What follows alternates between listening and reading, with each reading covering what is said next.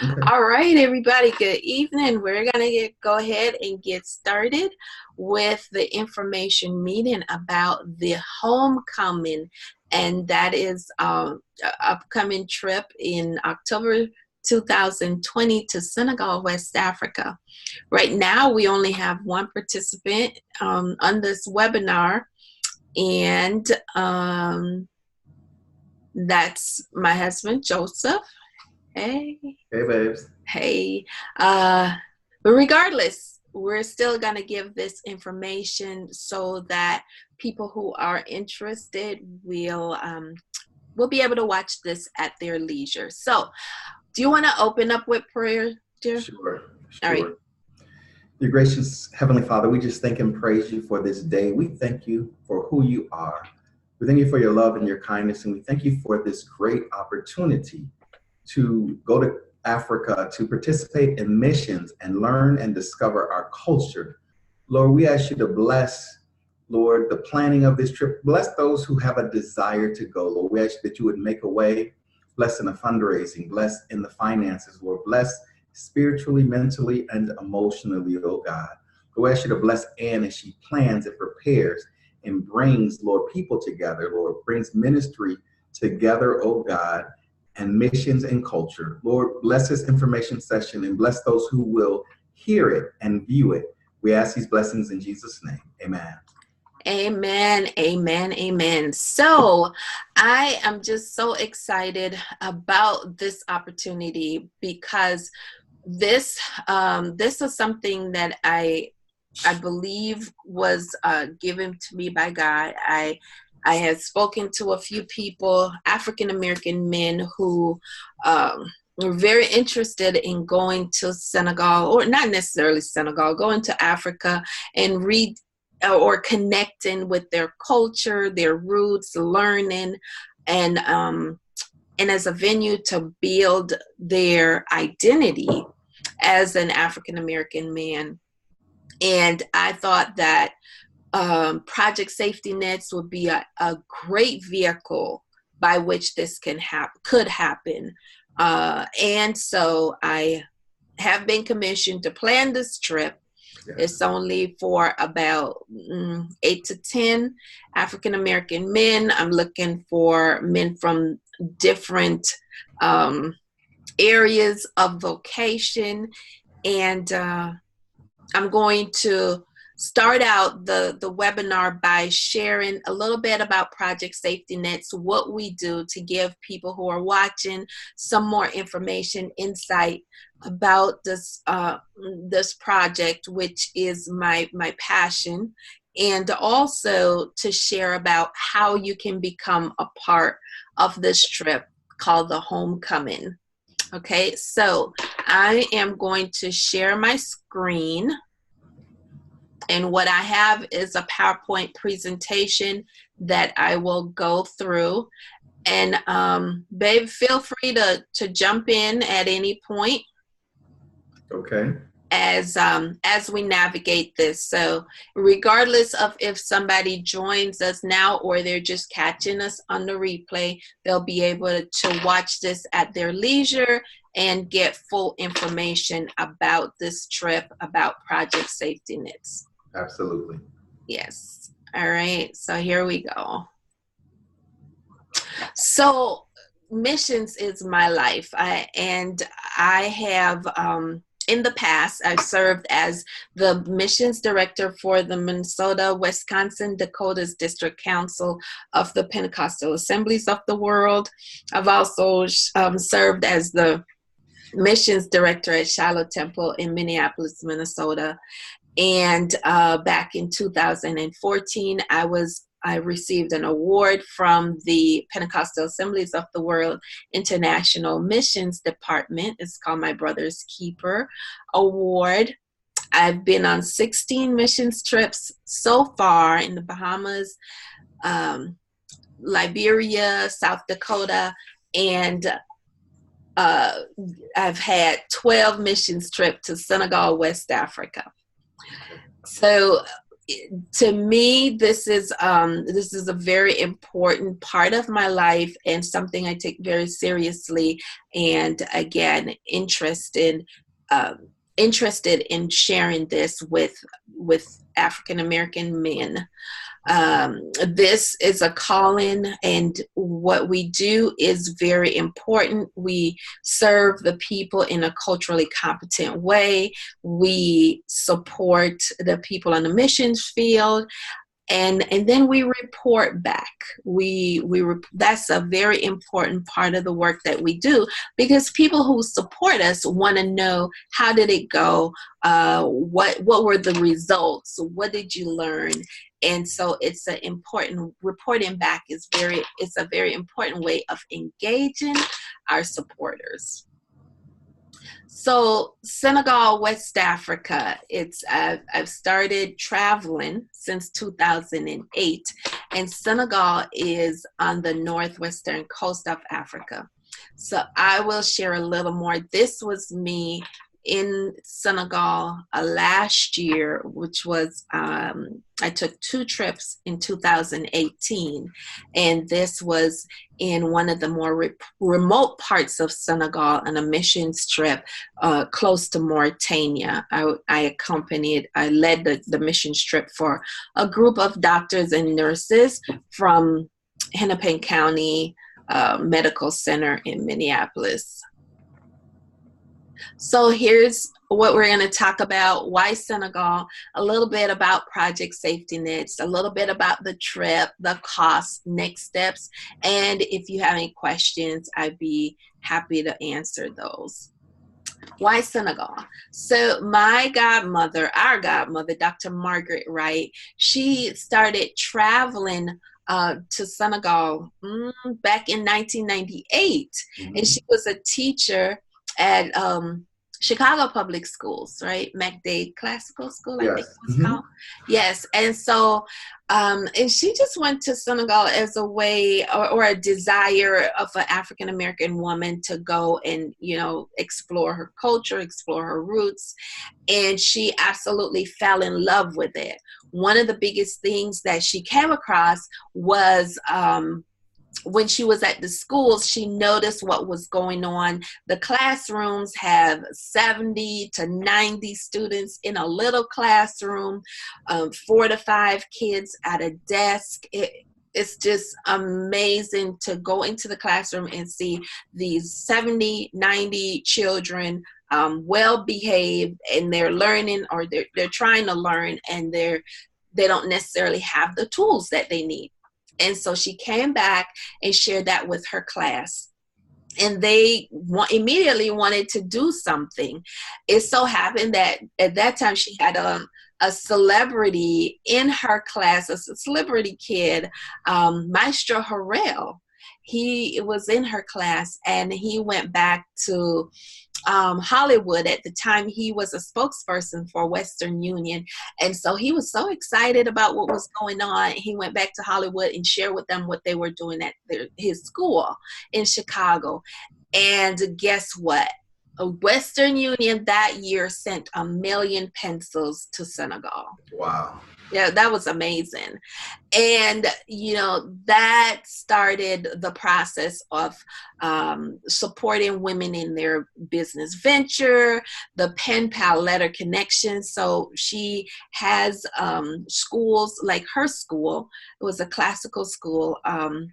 She would have them write the French classes. They would write letters in French and correspond with the students at City Radio School. And one year she took 40 students and their parents to Senegal to meet their pen pals. She sponsored families, and like I said, she helped women start businesses, and she did so many amazing things. And then I remember, helping her get ready to go. And she said, one day you'll be able to go. The kids won't always be young. Right. And so I remember when she called in, I think it was 2007, said, do you think next year will be the year? And it was. And the 2008 was my first trip to Senegal. Well, when I went to Senegal, again, I didn't go to start a project or to impact lives. I just went to go with her and to see all the things that she was doing.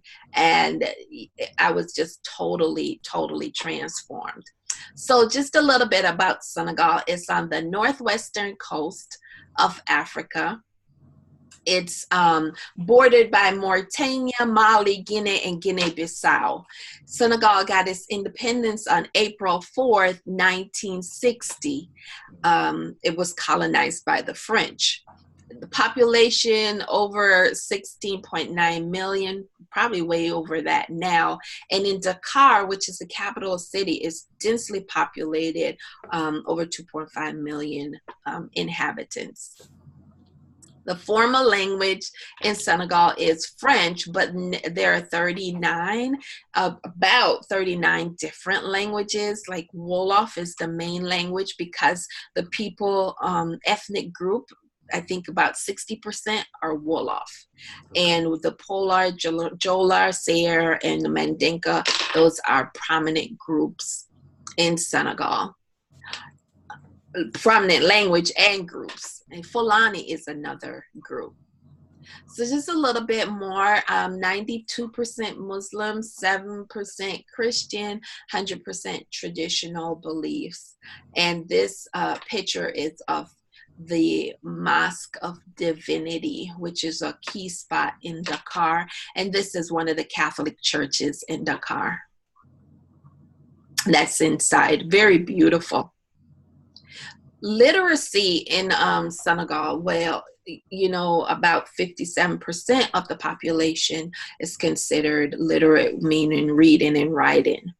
Males more so than females, and Cheikh Anta Diop University is one of the main universities in Dakar. I love to visit. I love to see the different things that's going on at the university. Life expectancy overall 66.8%, with men living, I don't remember what this statistic meant. I thought I had age associated with that, but average age is about 68 for male and about 57 for females. So life, again, when you think about life expectancy, you think about what are the causes of death. Malaria is a big thing. When I started this work back in 2008, the statistics were every 30 seconds, a child under the age of 5 died of malaria, right? And so infant and maternal health was a really big deal also, especially in the rural areas where there's not easy access to immediate birthing centers and childcare. Infant mortality rate is pretty high as well. So this was the statistic when I started back in 2008, and that's a picture of me in the Fulani village holding one of the babies. And that's where Project Safety Net started. It started with a visit to the Gorée Island, Ile de Gorée. That's where our ancestors were captured, and they were held there until they had enough cargo to load the slave ships across the Middle Passage. And when I was there and learned about all the atrocities that our ancestors had to endure, and in just feeling that area, it brought about so much emotions for me. Mm-hmm. And you remember being there. Absolutely. Absolutely. When I was there, I can't really describe. There were so many emotions. There was, especially on Gorée Island, it was a heavy emotion. It was unbelievable what our ancestors endured. It was great to know what happened. However, it was very, very sad, very, very heavy to just imagine what our ancestors endured, and actually how they not just endured, but how they actually how many were able to actually make it across the Middle Yes. Passage so that we could be who we are, where we are today. That is so true. That is so true. And when I was there and learned all of this, again, experiencing all these emotions, I was like, oh God, you gotta help me. You gotta give me a purpose for this, because I can't function if I go back to America feeling like this. And that's when that began the process of developing Project Safety Nets. So when I thought, well, Project Safety Nets wasn't really a thought. It was just, you know what, I want to build a bridge of reconciliation, and all I want to do is deliver 1,000 mosquito bed nets as a bridge. And that's all I wanted to do, right? But it turned into something totally more than I could ever imagine. Something a And lot greater. yes. I mean, I could have never envisioned what it is now. So Project Safety Nets, basically our mission is helping citizens in developing communities to create sustainable lifestyles through education, through health, and economic development. So there are three core pillars to Project Safety Nets. So I came back, and again, I just wanted to do 1,000 mosquito bed nets, and some of my Rotary members, they helped me. There, one said at my Rotary Club, they said, we'll give you $2,000 and you can do what you can with that, or we'll show you how to turn that money around and do something with it. So I listened to them, and they mentored me, and that $2,000 turned into $48,000, which was an international Rotary grant that we received.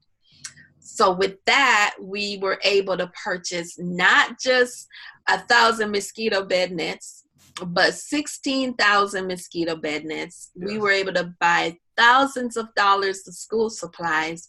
And on top of that, we were able to establish a maternity ward with supplies for 20 beds.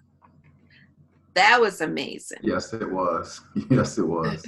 Because for the maternity ward, one of the requests they had for me the previous year was to help them get set up, because the pregnant mothers, they were traveling such a long way to the main hospital, and by the time they would get to the main hospital, there was so much complication to birth, and they were losing a lot of people. Well, since the maternity ward has been open in 2010, we have not lost any moms or babies. It's amazing. During childbirth. So that is. I want to talk about Rotary just briefly. Rotary, okay, yes, I think that's important. When I was in banking in Minneapolis, I was a member of the Rotary Club of Plymouth. And Rotary is a service organization. It's an international service organization that's over 100 years old. Now, Anne was self-employed or employed and wasn't really sure what Rotary was. However, when she started thinking about Senegal and helping, she actually joined Rotary and was able to, as we see, just work with Rotarians. Again, it's a service organization to multiply her desire to do good in the world, because Rotary is an organization that does that. And I mention that because we just never know where our help, where support will come from. We just never know. Like Ann said, she never even imagined that, she was looking for that $2,000 could turn into $48,000. Exactly. So because of her association with a humanitarian organization, with a service organization, her dream, she was able to help beyond her wildest dreams. Right. So I say that because we just never know where help might come from. There are organizations out there that we might be involved with that can help. You just never, ever know. Exactly. And not only were we connected with the local Rotary clubs, we were connected also with the Rotary clubs in Senegal, because the way they set up their international grant, you have to have a host club in the country where you're doing work. And so that just instantly broadened my network. Absolutely. Yes. So these are the three core areas of Project Safety Nets: health, education, economic development. I'm not going to go through each of these projects listed here. You can look at them at your leisure, but I'm going to share a little bit about what we've done in each area. So for education, we primarily worked at City Radio School, and it's an elementary school with about 680 students from first grade through the sixth grade. And we have done some amazing things with them over the years. This is the first class that worked with me. This was at Patrick Henry High School. The students wrote pen pal letters to the students in Senegal. And so that was so amazing. If you look close, you might see some people that you know I here. do. Yeah. I see Sylvia. There's Sylvia Hill, and there's some other people in the background. But yes, this launched our part of the pen pal letter, and this was done by Madame Tina Maynor, and Tina Maynor has worked with me all these years, and now she serves on the Project Safety Nets Advisory Board. Yes, absolutely. Yes. So at the school, we have given them electricity. We have built the security gate. We've built a wall around the school compound. We have put securities on the doors and on the windows. We have given them the internet. We have hosted medical missions at the school. And we've built an administrative building at the school.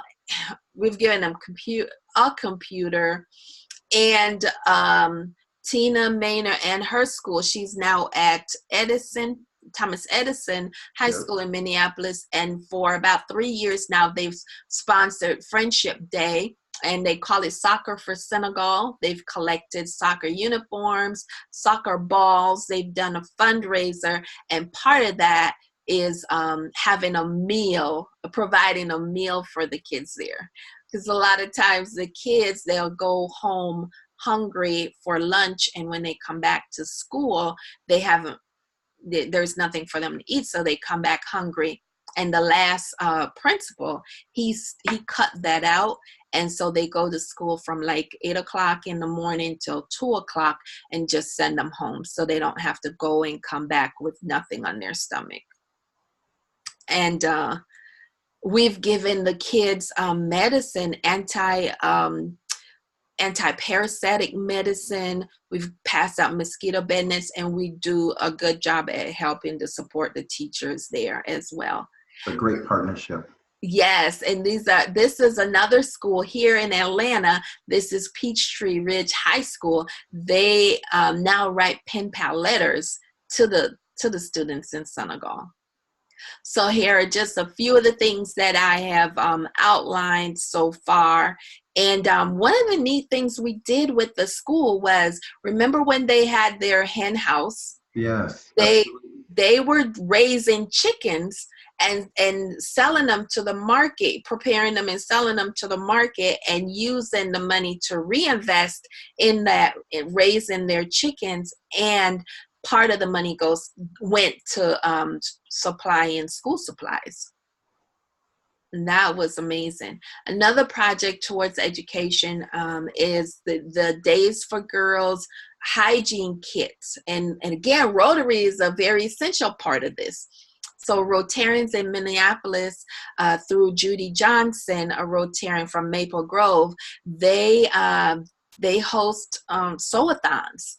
Mm-hmm. To make hygiene kits, which includes washable pads, so the girls, adolescent girls, can manage their cycles and go to school. And so we've done a conference in the Gambia, and this is us in the Gambia. And the Gambia is in the middle of Senegal. And a lot of times people don't really know about the Gambia because it's like the smallest country in Africa. And the connection with the Gambia is that Alex Haley traced his roots to the village Jufere in the Gambia. And Absolutely. we've had the opportunity to go to Jufere, pass out mosquito bed nets in Jufere, and visit Alex Haley's Kunta Kinte's village.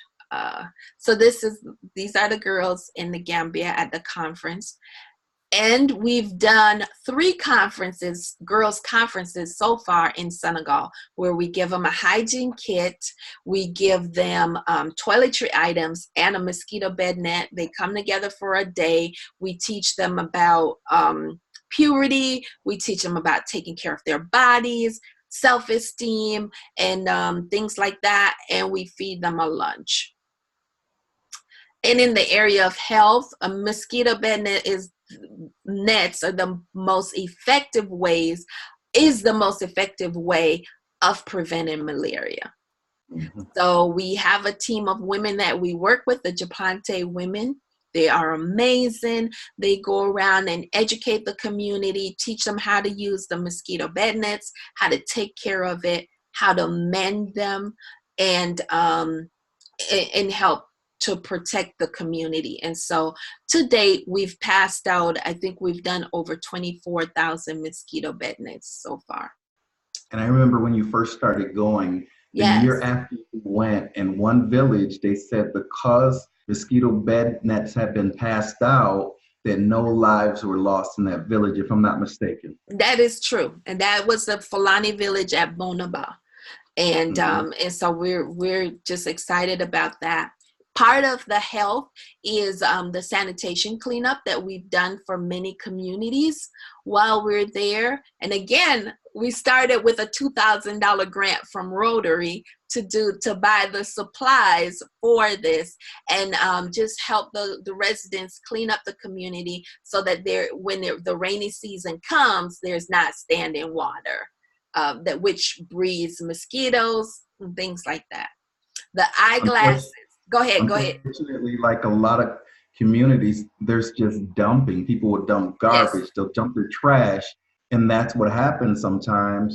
And Yes. that's what happens. So it just builds up. It just Yes. builds up. And I remember when I was there in 2013, I was part of, I believe, the first or one of the first sanitation cleanup days, and the communities just came together, and it was just amazing what was done with so many people coming together in just not even a day, and maybe Few hours. a Yes. few hours, and the difference that was made.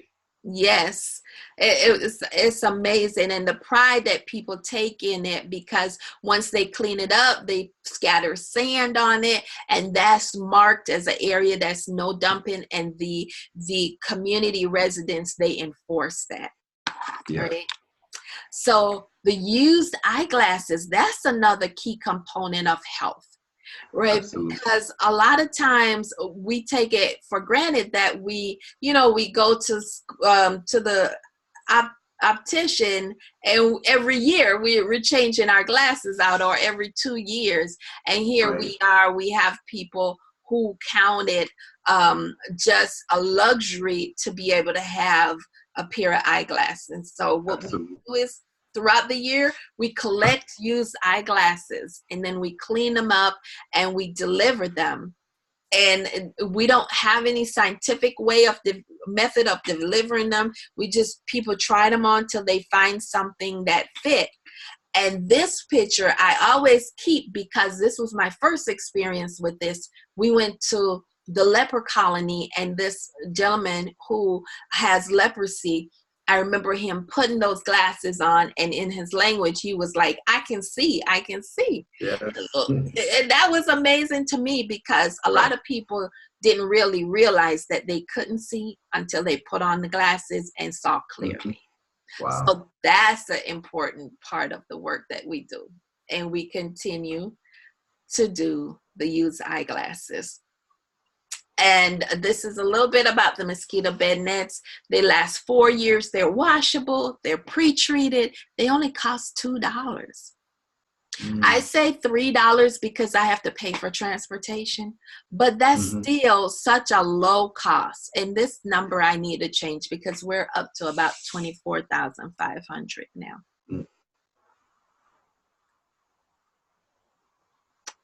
Medical, again, doctors Little, Claudia and Philip Little, they've traveled with us probably 4 times and have given medical care throughout different parts of Senegal. And we've even had medical missions without them, where we invited local doctors to come with us and provide care. And you know what? No matter how many doctors we have, or how many hours, or how many days we provide care, is never enough. But we thank God for the people who we're able to impact during those times. Absolutely. Yes. And on our medical mission, some of the key findings have been asthma, high blood pressure, diabetes. These are all untreated cases of malaria, parasites in their head in different places, and complications due to lack of dental hygiene. So it causes abscess, headaches, and different kinds of things going on in their bodies. So over the years, we've distributed over 24,000 mosquito bed nets in Senegal and Gambia, over 4,000 pairs of used eyeglasses, 12 medical missions. We established the maternity ward, medical supplies. We continue to support the clinic and the maternity ward. And we've distributed, I know it's over 200 hygiene kits now, because we've done it 4 times in Senegal and 1 time in the Gambia. And we've hosted 6 community cleanups. And the thing about the community sanitation cleanups is, when we're not there, different people from different communities come and borrow the equipment to clean up their communities. But we've participated in 6 of them. So the last leg of Project Safety Nets is economic development. It's important that the people we're working with, they are building and creating sustainable lifestyles. And so we work with different groups of women, and the one that has been super successful are the Japante women. So they have done so many cycles of raising chickens. And I'm not going to go into the whole story, but what they do is they raise the chickens, they prepare them, sell them to the market, sell them to restaurants and different people, especially around Ramadan and Eid and those celebratory times. Christmas and Easter also is another popular time. And they keep part of money, save part of the money, and put back part of money into the business. And the women, just the Japante women, when we started working with them, it was only 8 of them. Now they are over 40 women strong. Wow. Yes. Wow. And they just, I've given them, a few months ago, I gave them their second microloan. And just this last week, they started repaying that microloan. Wow. Mm-hmm. Yes. And so because we lend in a circle, they don't play with it. All 8 women showed up with their 10,000 CFAs to pay back their loan. CFAs? CFAs, that's the money, the Senegalese money. We have US dollars, they have CFAs, and it's French. And the value, I think it's right now, it's about $550 at the bank, 575 on which is called the white market, which are banks outside of the banking institution. Right. So that translates to less than $20 probably, that if you said 10,000 CFAs, they can make a huge impact in business. Absolutely. And so they got the microloan, and they use that to build their business, start business, and improve their businesses. And they wrote a proposal for all 8 of them wrote a proposal. And so we were able to make that impact. Yeah.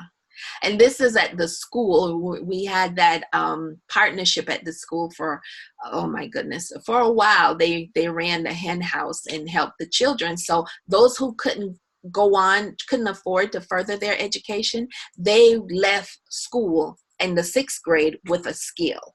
Yes. because they had gone through working at the hen house. Yeah.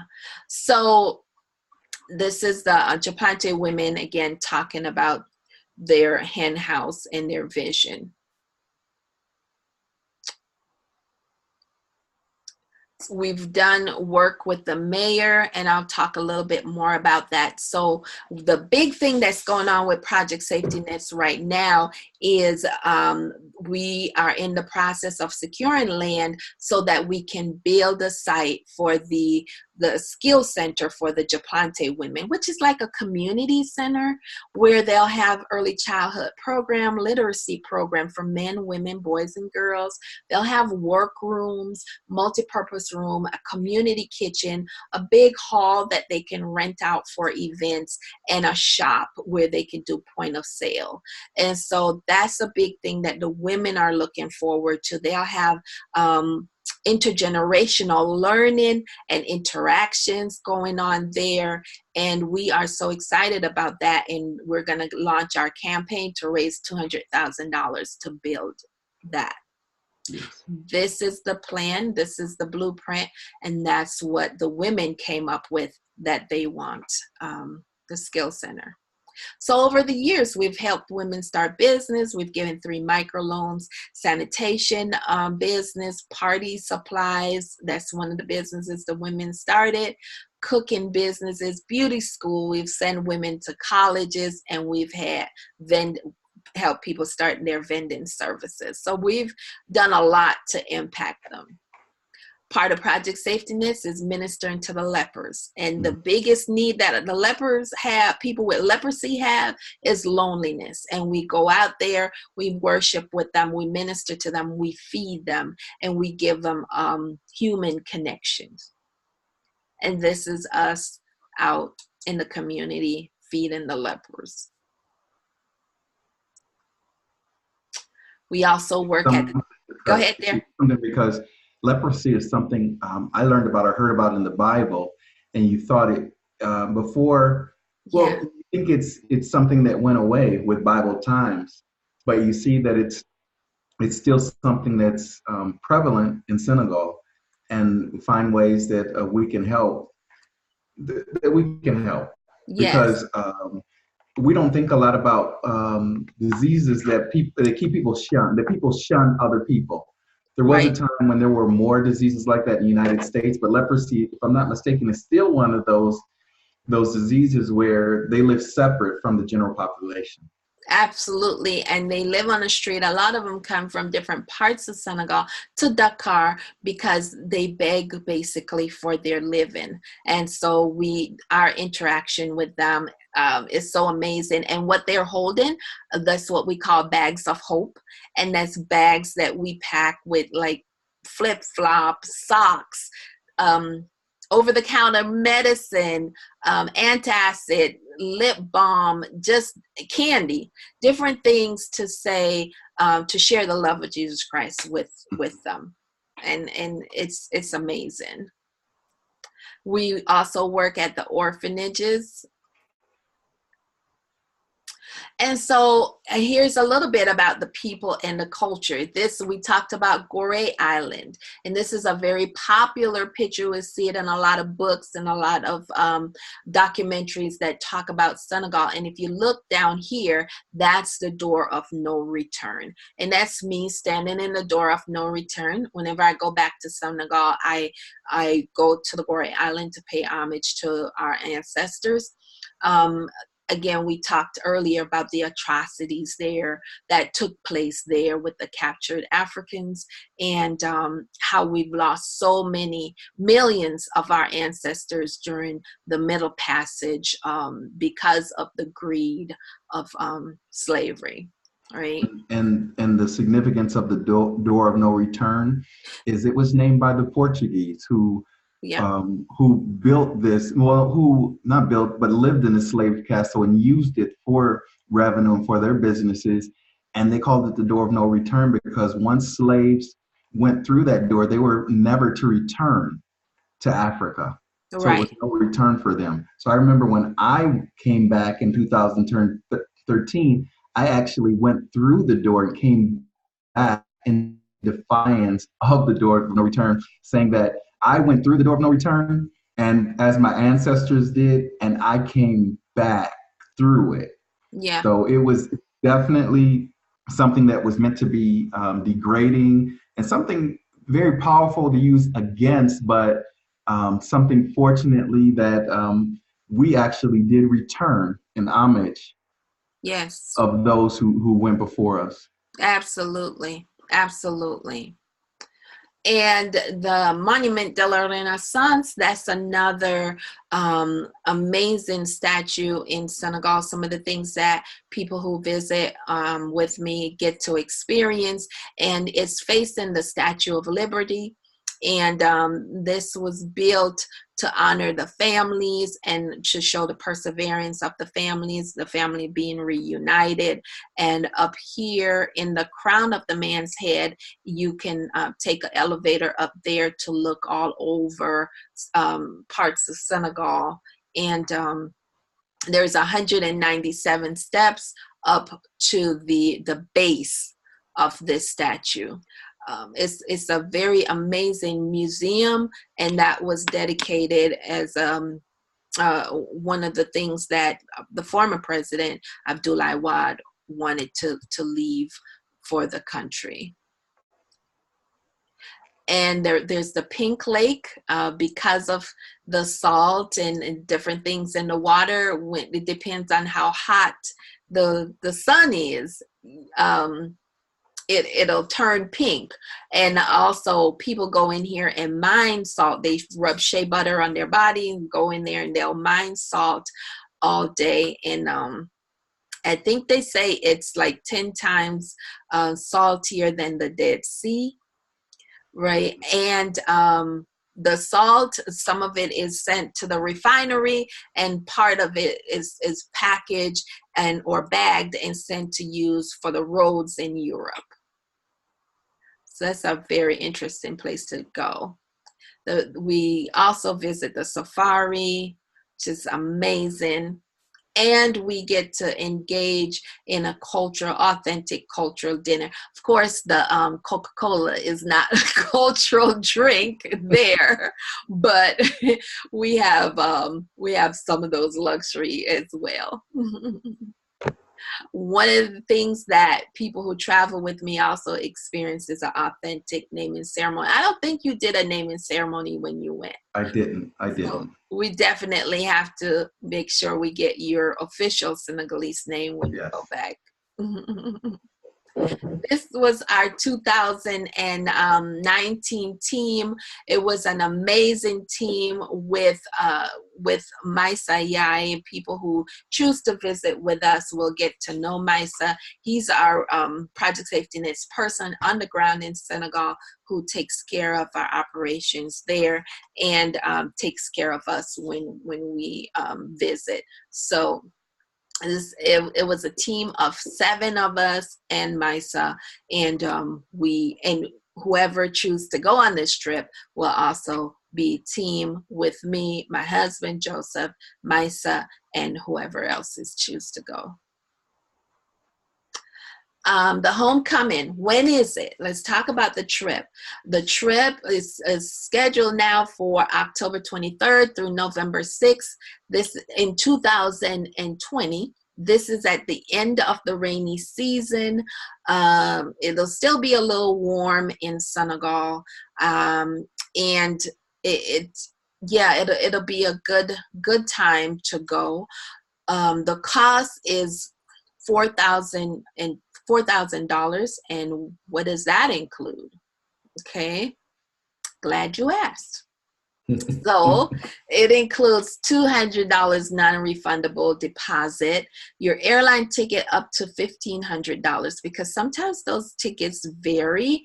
And so I like to travel South African Air because I think if I get the tickets in time, they're reasonable. And so the cost will include up to $1,500.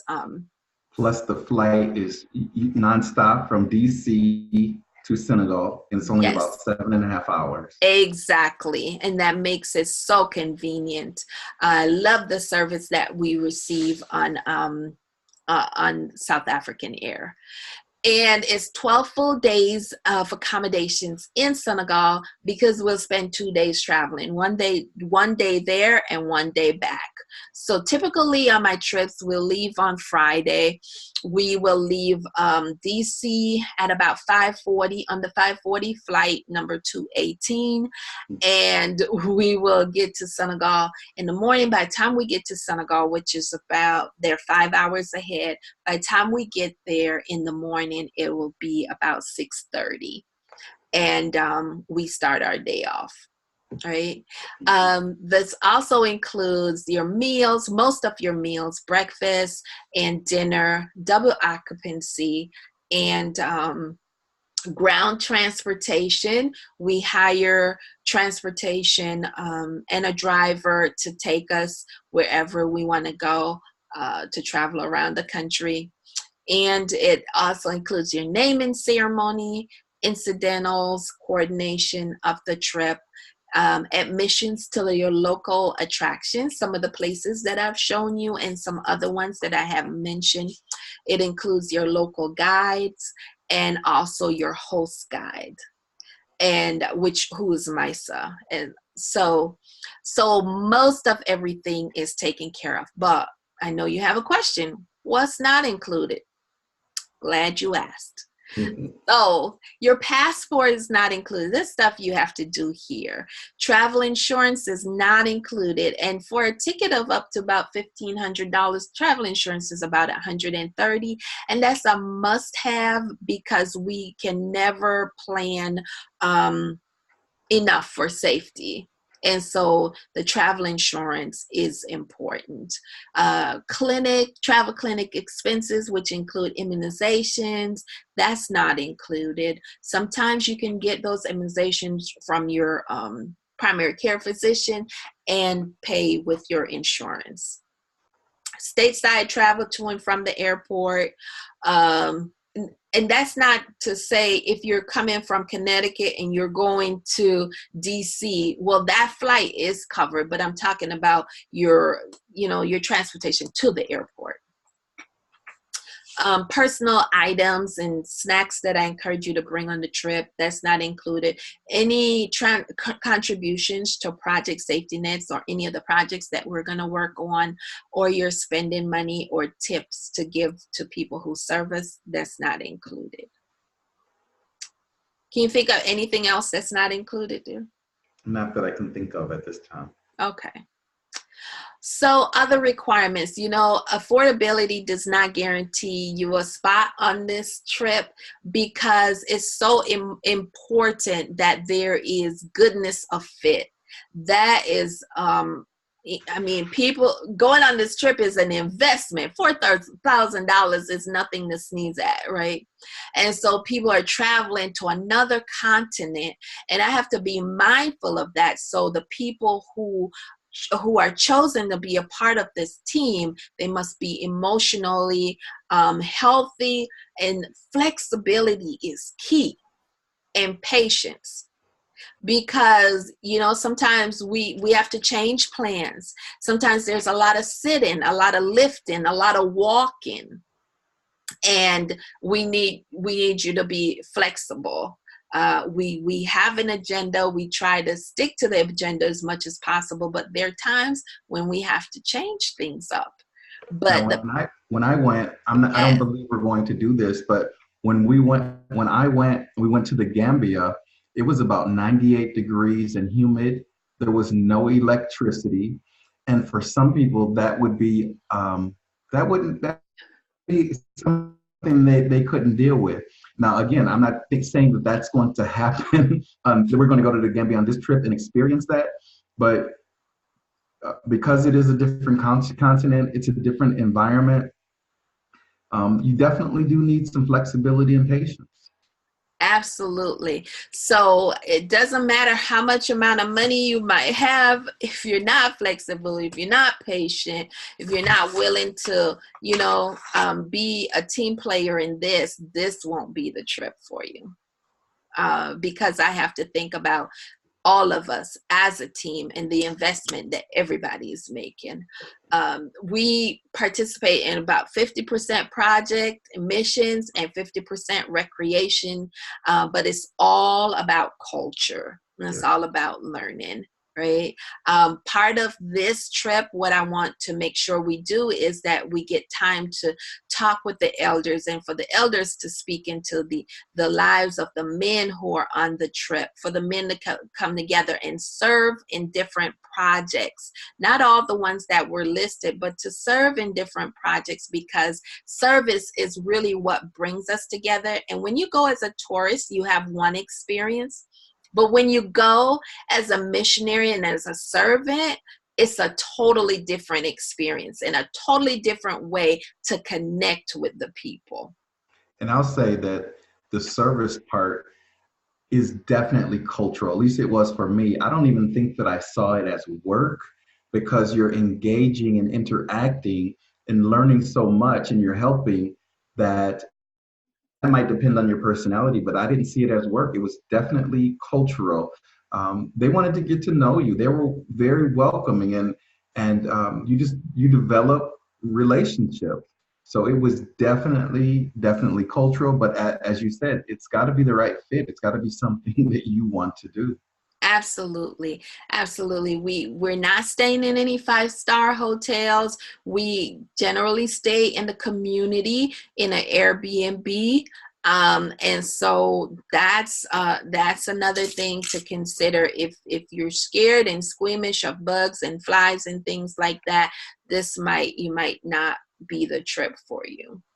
Um, we ask people to choose one of the project areas to work on or to help, support, like maybe collecting glasses, collecting items for the bags of hope, or it might be collecting different items for the lepers or the schools. So we ask people to be engaged ahead of time. And so you're engaging in the project, you're feeling it, and then you go there, we put things together and go out in the community and serve. So that's where the missions piece come in also. And we ask that you reserve one of your two suitcases. You're given two suitcases and one carry-on and one personal item. So we ask that you reserve one of your 50-pound suitcase to carry missions items with you. So next steps, we fill out the registration that you're interested. You pay the non-refundable deposit of $200, and you get notified if you're accepted after an interview conversation with myself and some of the other team members who've gone before, and then you get a application to complete, asking things about your blood type. That's the stuff that's important. What are you allergic to? It's a very comprehensive application. It also has your media release in it and things like that, because we use photos for promotion. And you choose a project that you want to help sponsor or collect support towards. And we have a monthly orientation meeting. Okay, the date for the orientation meeting has not been decided yet, but monthly we'll have a meeting to walk you up to the trip. And it's a very important part of the process because it helps to prepare you and answer your questions. And also we'll have a monthly schedule for monthly payments towards the $4,000. One of the important things to think about is sometimes people have employers that will match your donations. And Project Safety Nets is a nonprofit, 501c3 nonprofit organization that we will give you a letter, a tax deductible letter, and some organizations. We have quite a few organizations who, if you give to them or you share with them that you're giving through Project Safety Nets, they'll match your contribution. All right. So can you think of anything else that I missed there? I think this homecoming will be such an amazing platform for African American men where they'll have that space to be with people who look like them, um, and without reservations. And can just be themselves and have some discovery, some awakening, and impart in each other. I think it's going to be a great movement. Too. You mentioned the non-refundable deposit. Have you set a deadline for that yet? Okay, that's a really good question. I want to really give people a whole year to work towards this. So the deposit is due on October 15th. Okay. Okay. Yes, yes. Yes.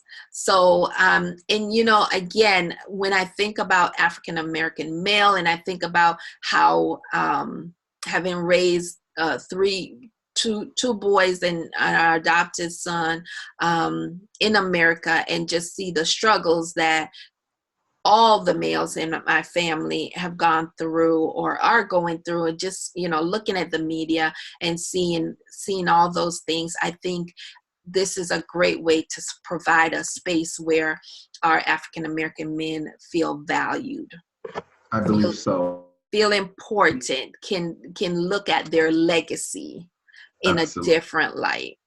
Absolutely. And that's one of the things I appreciated for years and years and years. I appreciated my culture. However, there was always a hole, an emptiness. People in America identify themselves by where their ancestors came from. And I know that I descended from Africans, but I didn't know exactly where, because Africa is a huge continent. Now, Mhm. going to Senegal didn't necessarily tell me where, but it gave me the connection I needed to know that that not just my people were there, but I actually got to visit, interact with my people who I descended from. Yeah. Coming from Minneapolis and having a large Swedish population, Norwegian population, Scandinavian population, and European population, people, I'm Irish American or Scandinavian or Norwegian or something like that. And that was great for them. Of course, I know I'm African American. I just didn't have the connection. And going to Senegal, I always tell people the way I described it is that it was amazing. It was amazing for me. Some of the conversations I remember is one of the school teachers was a younger man, and he asked me. He said, what do you believe about Africa?" And I said, "Oh, what do you believe that they told you about Africa?" And I would always say, I don't care what they told me, because I know, because I've studied. And I didn't go by the media images and things like that. I will tell you this, one of the great things is I was excited about being home, and they were excited about welcoming me home. It was just an amazing, amazing experience that I'll never forget. And I look forward to returning. And Anne's gone several times, and they always ask about me. And not Yes. only do I look forward to returning, but forward to returning with some of my brothers. Yes. I think that's amazing, because I'm looking forward to the richness, the conversations, the interactions that will take place. Most importantly, the transformation, and the confidence that this will impart. That whatever the world is saying about you, you are important, and you can go here, and this is a place where you are valued, and you can Absolutely. learn your value. Right? Absolutely. Yeah. And you actually get to know who you are. And I say that because after going there, a lot of African Americans go to Europe. A lot of African Americans go to Hawaii, and we go to the Caribbean, and we may even go to Latin America. But I think it's essential that we go home to Yes. Africa, so not only we'll know who we are, but we can actually interact with our brothers and sisters. I think Yes. that's essential. Yes. And I'm looking forward to what will come of it. You know, I would love for this to be a documentary. I would love for it to be able to impact lives long after this trip has happened. And all of that still has to be unfolded. But I'm just so excited to expand, because usually I take mostly women with Right. me, right? I can think about maybe outside of you, there were two other males who've gone on the trips with me in the 12 trips. Right. But to be able to give this gift to our brothers, this will be amazing. And I chose to do it because Project Safetyness, we have credibility, we have longevity, we've done this. And we've done this well for many years, and I think there'll be so much value in doing it with our African American brothers. I agree. I agree. Yes. Well, I want to thank you all for tuning in, for watching this. And if you have any questions after watching this, please send me a message. Let me know that you're interested. Let me know that we're going to get started, putting our team together. Again, I've limited it because I want it to be a very intimate experience. It's going to be a very spiritual experience, always cultural. And so I wanted to limit it to just 8 to 10 people, and let me know if you're ready for this transformation. And undoubtedly an emotional experience. Oh gosh, yes, emotional. Yeah, let's not forget that. Okay, Absolutely. so thank you again, and thank you, Dare, for being on with me and sharing your experience. I think we're gonna do this together, and it's gonna be amazing. Absolutely. All right, good night. Good night.